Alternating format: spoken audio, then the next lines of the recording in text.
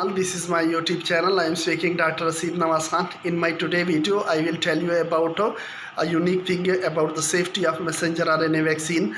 And also we will discuss about the inactivated whole virus vaccine also.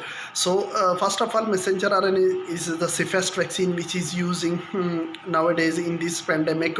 And there is one question arises that when the messenger RNA injection is using after getting into the body, this mRNA when enters in the cell, it may the cells may feels it as antigen and produces antibodies against this messenger RNA of the spike protein. So in this case it is very clear that the messenger RNA of the spike protein are modified in such a way that when it enters into the cell, there is two kind of receptor, toll-like receptor 3 and toll-like receptor 7. These two receptors are blocked, and the messenger RNA when enters in the cells didn't feel it as antigen, and messenger RNA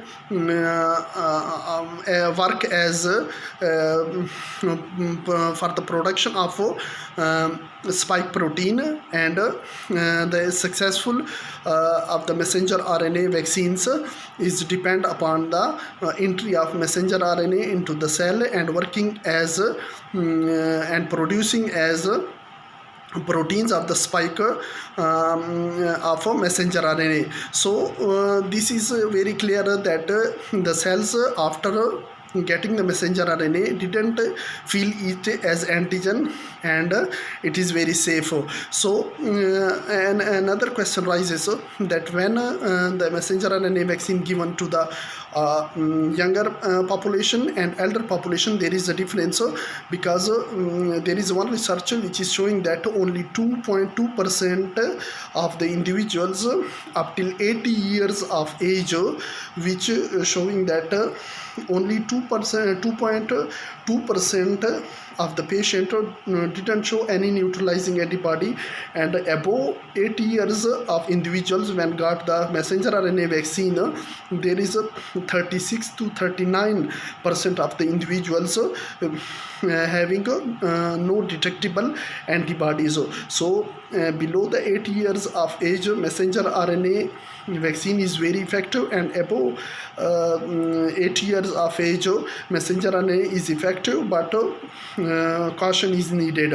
And there is another thing about the inactivated whole virus vaccine. When it is using intradermally, it produces at least when it produces antibodies. When it is given intradermally, it produces more antibodies, and the dose of the intradermal is 5 times more than intramuscular injection. Means when we are giving intramuscularly, the body feels and when we are giving intradermally, the body feels 5 times more dosage than intramuscularly.